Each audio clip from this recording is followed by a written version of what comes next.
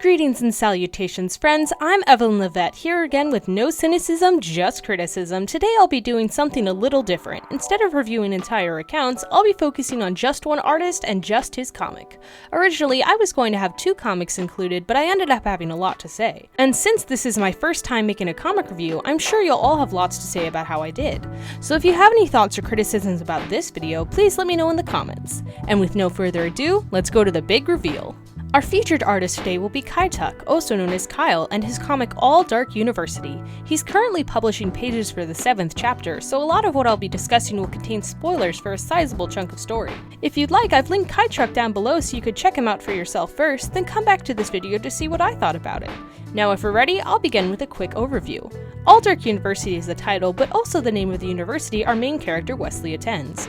As Wesley navigates the campus in the storyline, he meets a wide range of bachelorettes, and wacky hijinks ensue. That's right, I forgot to mention, this comic takes a lot of inspiration from harem anime and the harem genre in general. Therefore, the story will be focused more on the ladies compared to the lore. Speaking of which, the ladies can be seen on the cover: Rated, Luann, Debbie, and Jessie, with our main man Wesley in the middle.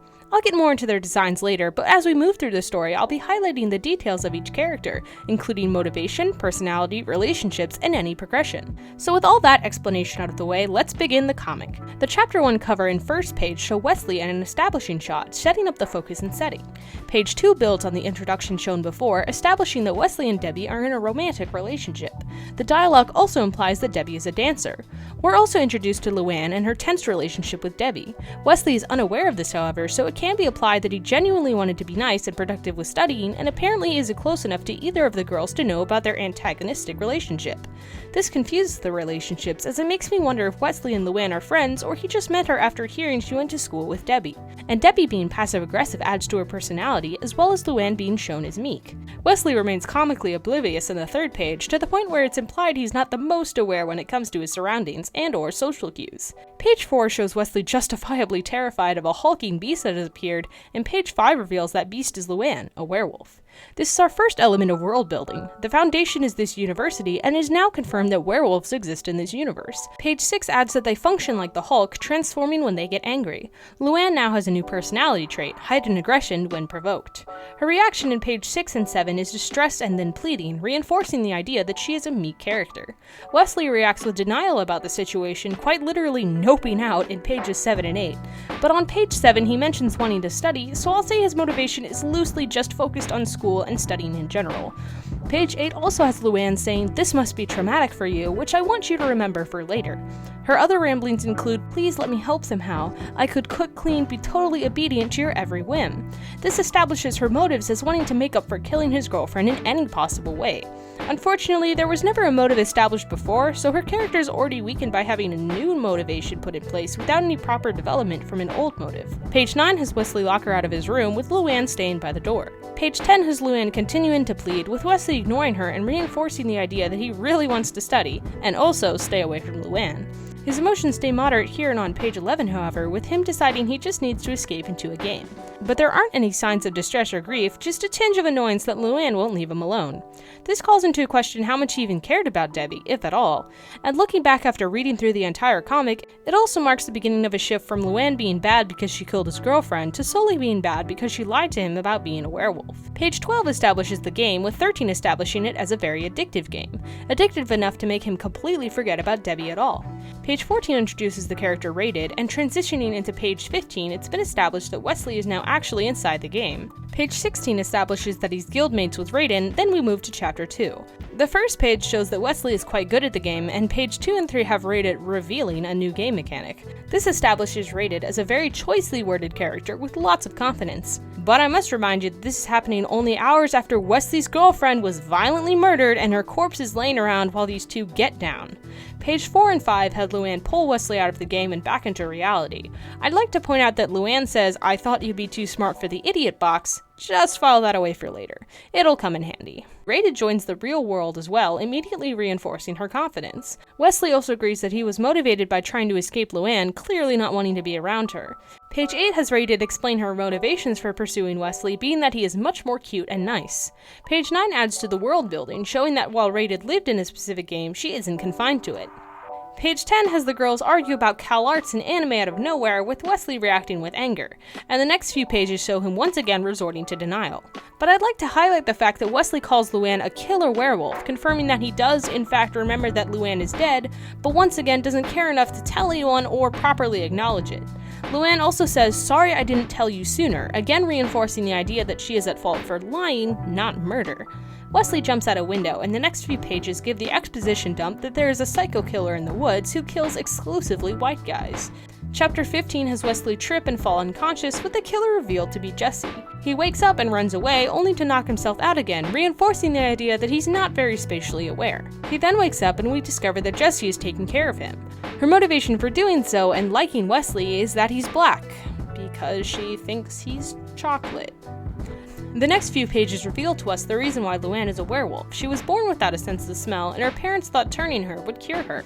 This gives us some world building as well. Werewolves are known about by the general person and accessible to some degree. Rated responds with a bunch of not very PC words, and her character in my eyes is shifting from bad girl out to get what she wants to haha slut dunking on libtards. She then starts randomly singing an actual song, giving Luann no time to react to how she's treated for revealing her past. Then it's revealed that sentient tree monsters exist, and this one's out for blood. A pretty funny scene ensues, with Rated accusing the tree of sexual harassment and the tree police arriving. I'd like to use this scene to show you that I'm okay with jokes in situations that randomly come out of nowhere. Tree police sounds pretty crazy, but Kyle first established that this one sentient tree existed, so it's easier for us to swallow that there are more with some semblance of a society. It's ridiculous, but doesn't go against or confuse anything that was previously established. Page 12 has Wesley clearly not interested in Jesse, and again reinforces the motive of just wanting to study. The rest of Chapter 3 has Rated and Luann arrive and decide that Luann needs to go furry to beat Jesse. The beginning of Chapter 4 shows that Luann has self-esteem issues, and she turns because Jesse randomly gets a bone, and Luann is angry because she thinks that Jesse is calling her a dog. This doesn't make sense because the bone came out of nowhere, and there's no way Jesse even knew Luann was a werewolf. Anyway, a fight scene ensues with Jesse presumed dead. I would like to highlight Wesley's reaction to this. "That was incredible, Luann," and also a silly reaction image when she's not actually dead. Once again, put a pin in that. Page 7 is kinda funny, and the reason why I think I like Rated the most out of the main characters. But Wesley said, "You sure move quick," as if he wasn't fooling around with a girl a few hours after leaving his girlfriend's murder unreported. The next few pages have Rated try fighting, and right when she's going for the kill, Wesley stops her. These next few pages are where the writing really falls apart, to the point of egregiously not making sense and going against things that were previously established. Let's start with page 12. Wesley's justification for not killing her is that she hasn't harmed him and was kind. I'm not really surprised that Wesley glosses over the countless lives she's taken, because he clearly doesn't care about even his girlfriend dying or who killed her, but that doesn't make this logic good.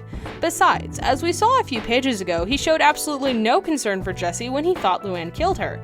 Page 13 has him call Jesse a simple-minded woman-child, establishing that she is mentally handicapped and shouldn't be able to do many of the things she does in the future.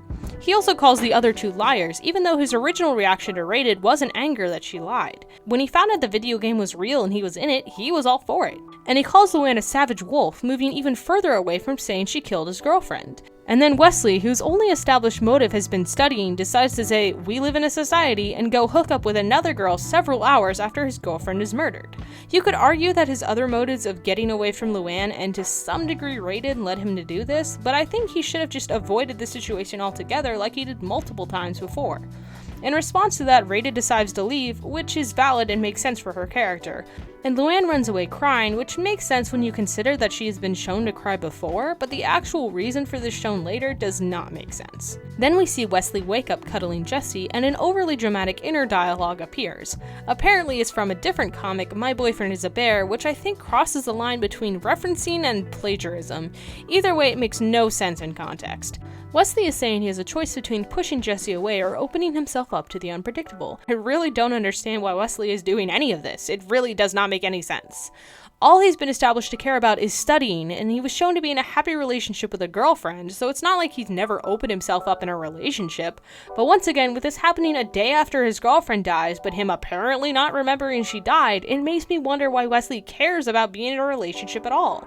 He only turns to a video game to ignore Luann, and we never see any of his personality or thoughts outside of what happens to him concerning the girls. As a reader, I don't see Wesley even wanting to be in a relationship, so the whole harem concept doesn't work. But whatever, it doesn't matter. Jesse kills a squirrel and Wesley then decides to nope out. I guess he only cares if animals die.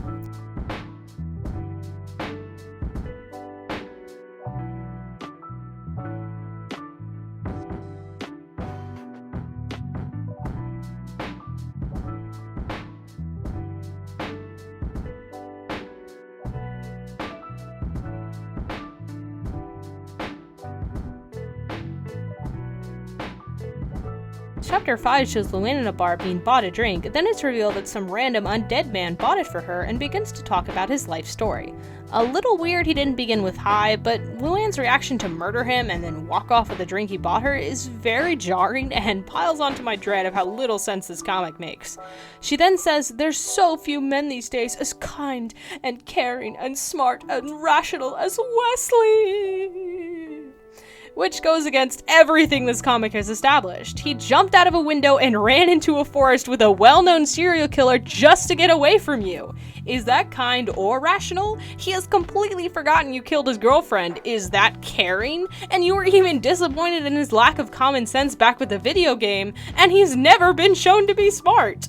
She wasn't there to witness this, but the reader was given multiple examples of him not being aware of his surroundings, and we have never gotten a clear understanding of their relationship, just that she came over to study. He didn't even know she was a werewolf, even though being supernatural apparently isn't a big deal in this universe. There also wasn't even jealousy when Luann saw Wesley and Debbie kissing, and Wesley said Debbie and Luann went to high school together, which I interpret as meaning Wesley didn't go to high school with them. So once again, how long have they even known each other? Luann stated her motivations were to make up for killing Debbie, but no, she was in love with him the whole time. This whole situation is made worse in the next page, where Wesley says he may have a little wolfaboo in him after all, and they embrace. This makes even less sense, as Wesley's motivations have always been study and get away from Luann. He never got a scene of him realizing he likes Luann, just one where he realizes he doesn't actually want to be alone with a mentally handicapped serial killer. So I'm left to wonder why he's here and how he even knew she was here. The next page has Wesley saying they can make it work out as she only changes when she's angry. He says nothing about how she killed Debbie or even that he can't trust her because she lied. Everything that has been set up since the very beginning, the entire motivation that drove Wesley to do all these things and meet all these people, has been forgotten. But then it comically shows Luann turn into a werewolf because of the full moon, and I actually got really hopeful. This was a perfect opportunity to develop their relationship. If Kyle wants to make it believable that these two even care about each other, this is the scene to do it. Maybe have Luann out of control, and for a moment Wesley thinks about just running away like he always did, but he fights that feeling, telling himself once again that they can make this work out. He stays with her and tries to calm her down, much like the relationship between Hulk and Black Widow, with Natasha being the only one that can calm Banner down. And once she turns back, she apologizes again, and maybe shares something about her backstory that brings them closer. As much as I disliked how the relationship was handled so far, a scene like that would have at least made it worth rooting for, and given both of the characters good character development. However, Kyle does nothing with this potential. The time skips to the next day after Luann has already apologized again. We get no development of their relationship and get to see Wesley say, "You're a good person, Luann, not a killer like Jesse." Words cannot describe how empty this made me feel. Kyle not only squanders the previous scene, but has Wesley directly contradict the very event that set off this entire story. More scenes happen at the school, but it's basically Jesse and Rated returning with a teacher slaughtering an entire room of students and Jesse stabbing a bunch of people. Neither of these are treated like a big deal, and the very blatant SJW strawman dean of the school says Jesse is doing great as a handicapped woman sticking it to the man. Again, I'll put a pin in that. Luann brings Wesley food, and this prompts Raiden and Jesse to bring some as well for no established reason. Jesse has roadkill, which causes Wesley to finally remember, after 2 days, that his girlfriend is dead.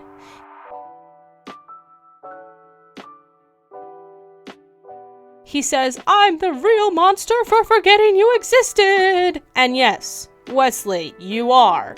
Which makes me wonder why Luann likes you. Anyway, he runs to her dorm and finds that all evidence of her death has been removed by some creepy school janitors. He dramatically falls on the ground, crying that the only thing left is the memories. But as we know, there are no memories! This entire story and his relations could only progress if even the memories were gone. All of this nonsense completely takes away any emotional weight this scene might have had and makes me dislike Wesley even more. But none of it matters because Debbie is a ghost and just like Rated sings a song for no reason. This is one of the most egregious examples of a reference in this comic because the lyrics are incredibly stilted and awkward.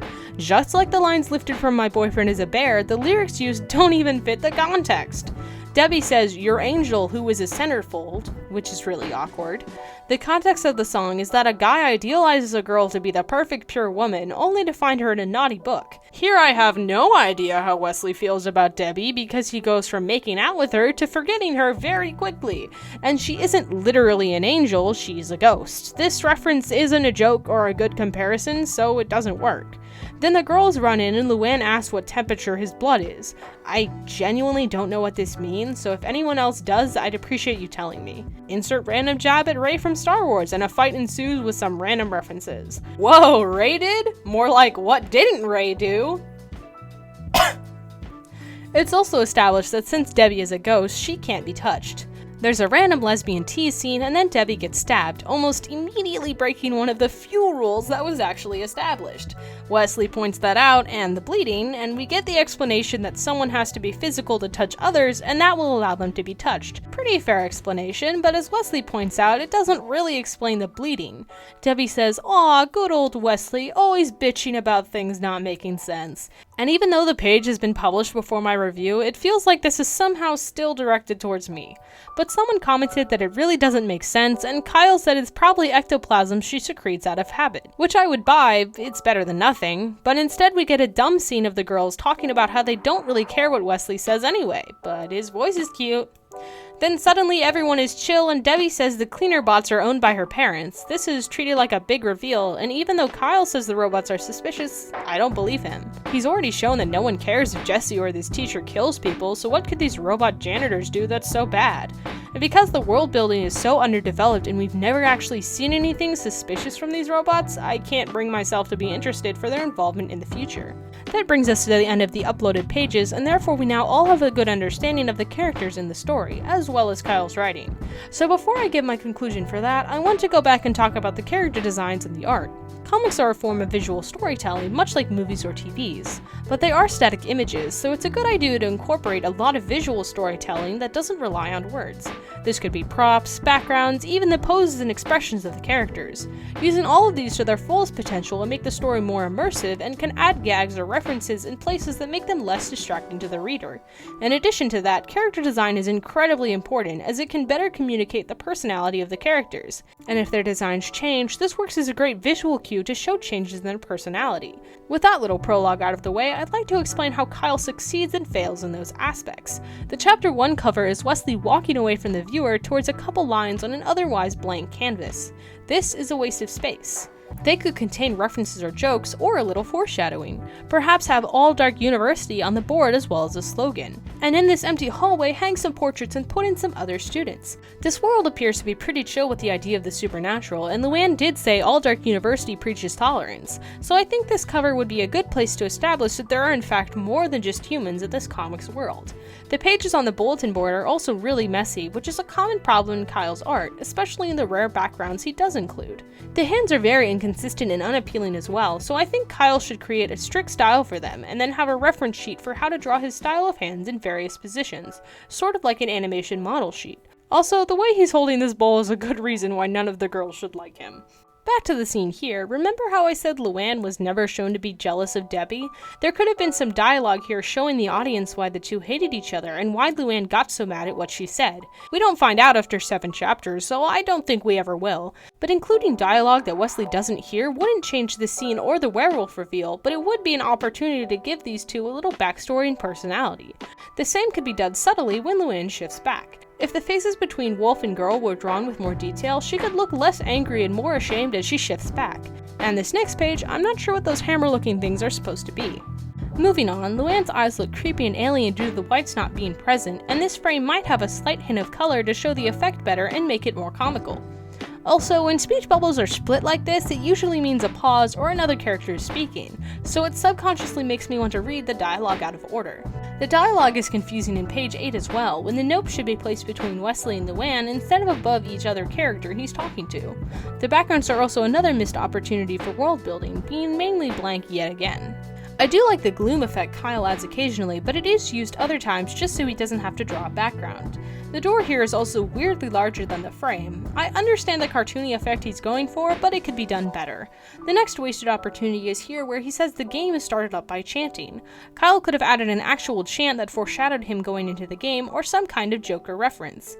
I didn't notice it at first, but it does show Wesley himself inside the game twice before the actual reveal. That's really cool, and exactly what I want more of. Now, in the effort of saving time, I'll quickly show some other pages I think have interesting layouts, elements, etc.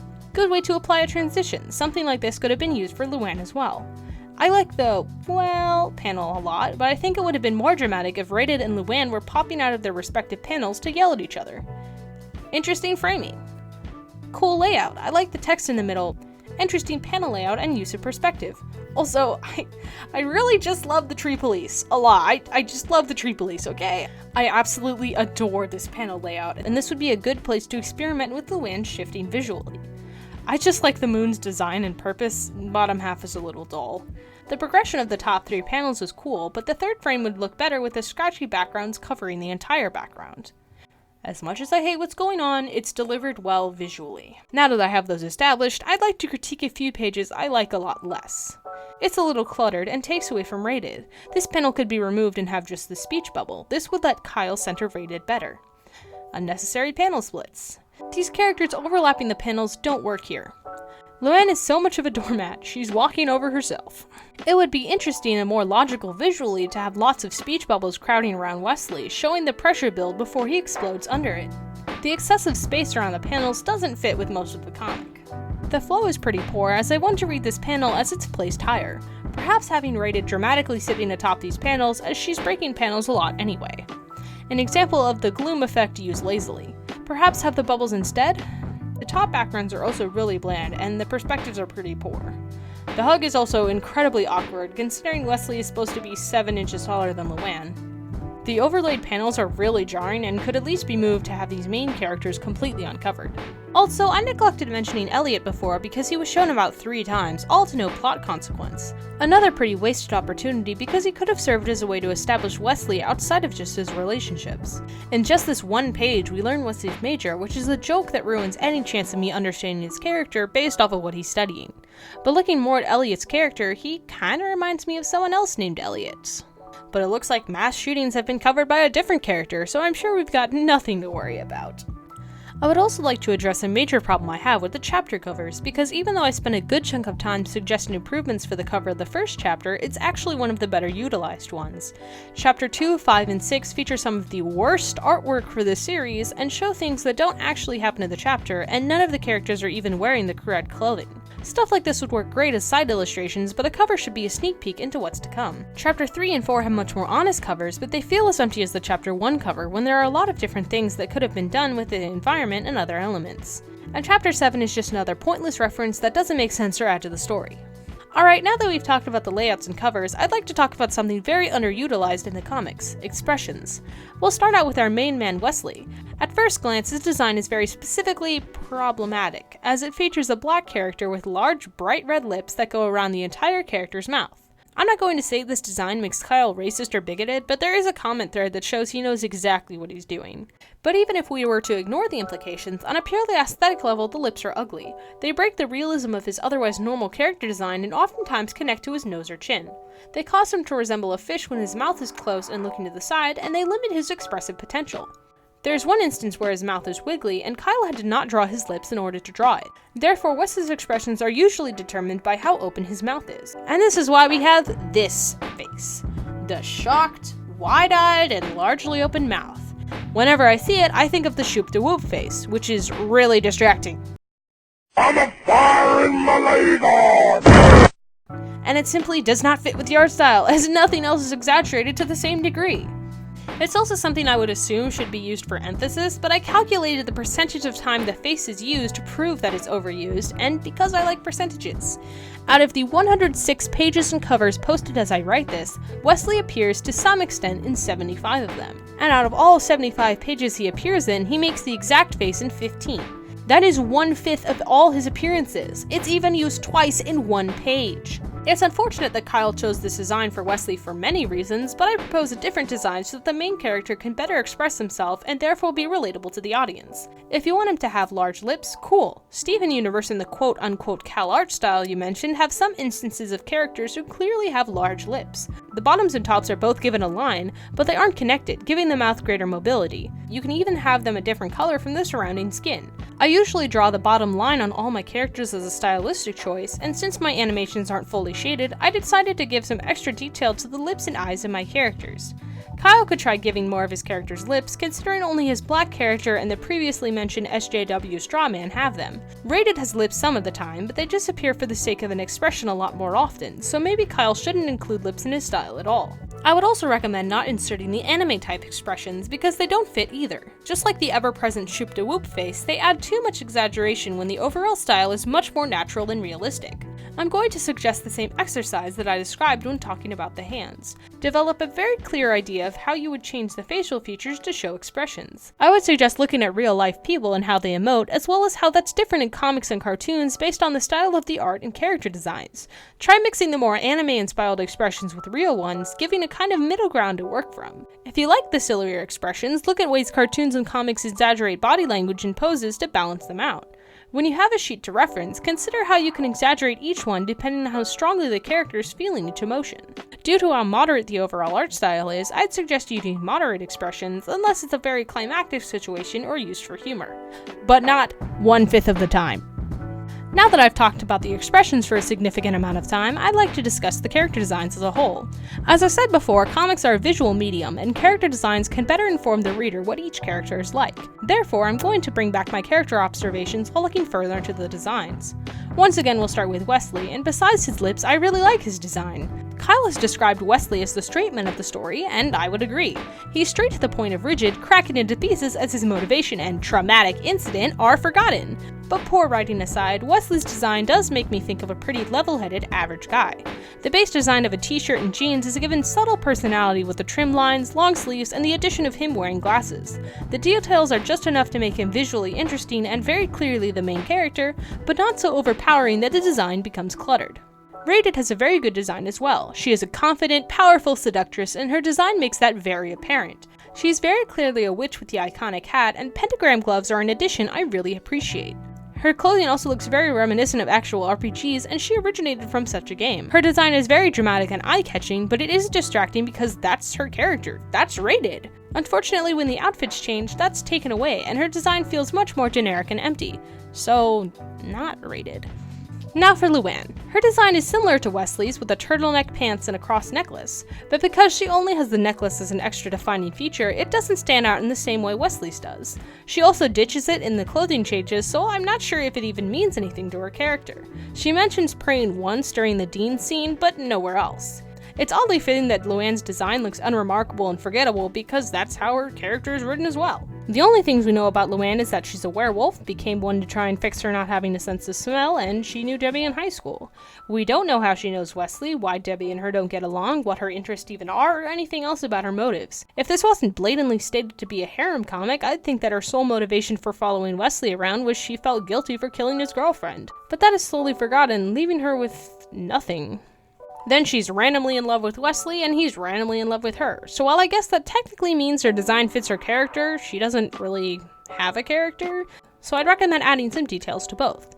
I'll offer some suggestions, but since I don't know what her character might be, they'll be a little generic. The easiest detail to add is freckles, so let's add those. Her hair could also be a little more interesting. Try roughing up the side bangs or adding little clumps to resemble her werewolf side. Her turtleneck might have oversized sleeves or just sleeves with thumb slits to better communicate her meekness. There could also be an added detail of her embroidering on the turtleneck or her jeans. Any combination of these or other details would make her match the complexity of Wesley and Rated to also look like a main character. Last of the main characters is Jessie, who has the least interesting design by far. Kyle states that she's a parody of the character Jason Voorhees from Friday the 13th, but nothing she does is an exaggeration of what he does.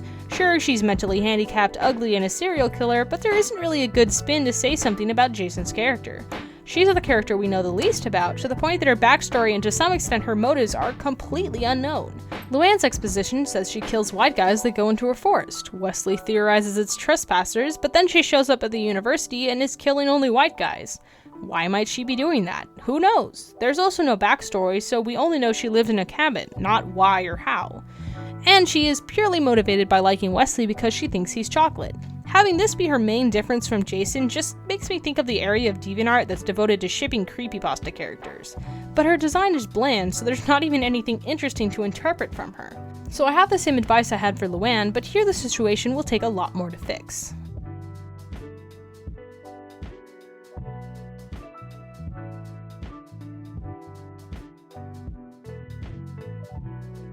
Now that we've completely circled back to talking about the writing, I'd like to summarize the issues I have with this comic overall. I want to say that every work is filled with passion, every story is made up of heart and filled with messages the creator wants to send, and I really, truly believe that's true. But All Dark University, to me, feels empty. I found concept art for the characters in some scenes, many of them happening in later chapters or even afterwards. It's clear Kyle planned this out, but I'm not sure he planned it out well. I've read 6 full chapters, 98 full pages, and I can't tell you more than a couple facts about these characters or the world they live in. None of them have a consistent established motive, because even if Rated gave us a reason for liking Wesley, it shouldn't apply after he chose to go with Jessie. None of these characters have a personality outside of reacting to each other, and that gives the audience nothing to care about. Why should it matter to me which girl Wesley sleeps with? He forgot his girlfriend's death and hops around with the others in a time span of 2 days. He pulls 180 after 180, suddenly liking and disliking each character for no established reasons. And there is no point to any of this, because I don't believe that Wesley even needs or wants a girlfriend after Debbie dies. His only established personal motive was studying, and when Luann made him feel upset, he only played the video game to distract himself. I have no investment in any of these characters because they're also empty. None of them are worth rooting for. Or there shouldn't be anything to root for. This entire story hinges on Debbie dying, but that is gradually scrubbed away, even though it is clearly shown that he remembers it happening after hooking up with Rated. I can't bring myself to like Wesley because the little snippets of his character we have seen are gross. He's an indecisive coward who runs from everything until the harem genre demands he suddenly fall for whatever girl happens to be nearby. And I understand that harem stories are driven by the relationships, but they come and go out of nowhere, giving the reader no established, developed relationships across 6 chapters of this story. But I look at the artwork in these pages and they fit so well, because the majority of the panels are blank. Just white voids the characters are catapulted through. No backgrounds for the art, characters, or world. There's only what is happening at face value, and for anyone who wants to see development, this is not enough. Sure, there will be people that enjoy it just because all they want are the girls, and I'm jealous they got to enjoy something I didn't. But if I put my energy into filling these gaps in myself, I'll end up drained. I want Kyle to think about what kind of audience he wants for his comic, because as it is, I think the audience is very small. Not only with the surface level experience the comic gives, but also the things he inserts into his story. Not everyone is good at subtlety, especially with humor, and with every reference to real life I've seen in this comic, I can observe that Wesley is not subtle with his writing. The references I do understand are jarring and used without any reason, often going against the context of the scene. And outside of referencing other media, the political references are very egregious. Kyle has created a number of political cartoons, so it is apparent he is passionate about the topics and likes discussing them in his work, but they are not successful here. I keep bringing up the Dean character because with the character concept, she doesn't even get her own sheet, and her description is just SJW douche dean of the university. Her design is the most generic SJW stereotype I've ever seen, and it's clear she's only there to look dumb so he can epically own the libtards. So when I'm looking at a comic with empty characters, an empty setting, and an empty story where Wesley can't even be bothered to remember Debbie, why should I remember her? Why should anyone look at these panels that all seem unfinished and care about what's happening in their void? The characters forgive and forget fast enough to give me whiplash, burning me out by chapter 4. Therefore, if Kyle wants to increase appeal and improve his comic, he needs to think about how he can get people to care. How can he get his characters to care about each other? I gave a possible scenario for Luann as a werewolf and Leslie calming her down because I do believe there are some ways to fix that story. And remember that tiny bit of dialogue I showed you at the beginning that implies Debbie is a dancer? That's subtle and fits into the banter of the characters, and when something like that is used well, it can build character and personality at the same time. Rated has the closest to this with an underutilized character gag that could spit out references. She comes from an RPG, but that's only shown in her actions maybe 3 times. If Rated made references or performed jokes based on the concept of her being an RPG character, or even her ability to jump around digital spaces, that could make her a more fully formed character. I'm not going to lie to you and say the story is garbage and hopeless, because it's not. Sure, a lot of the issues stem from Debbie's death and the lack of reaction, so my ideal fix would include starting the comic completely over, but it wouldn't have to be from scratch. Kyle's comic may be empty, but the good thing about that is that empty things can be filled. There are some good things in this comic, and there are concepts that can be built upon and developed if Kyle realizes how important development is to the story. So again, my biggest criticism for Kyle is that his comic has a long way to go, and as it is, I don't see much value in it, but he still has the opportunity to make people care about his characters. Kyle, why do you care about your characters? I know I care about my characters because they make me feel safe, and I work through my struggles through them as they go through similar things in their stories. I care about my characters because as I make them improve, I know I'm improving at the same time. When you find out why you care about them, write about that. Put that care between the characters, have them develop it together for each other. If you're writing the SJW Dean for any other reason besides she represents something I care about and influences the major themes of this story, then she doesn't belong with such random and stereotypical beliefs. No matter how empty a background is, no matter how poorly written a character is, no matter what your story is like, you can still fill it back up by putting your heart into developing and creating it. And if you don't put your heart into it, neither will anyone else. And at that point, it does become empty beyond fixing.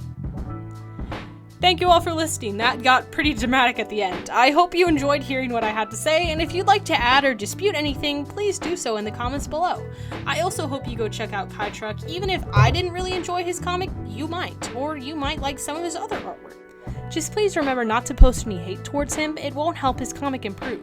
Also, I tried to write in some jokes to make it more entertaining, but I'm pretty sure I'm bad at it, so please tell me what you think. If you're still here, you probably liked the video, so please give it a like and subscribe. Every single one makes me feel so happy and gives me determination to keep improving my content and my critiques.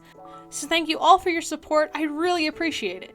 That's all for now, I'll see you next time with an open mind.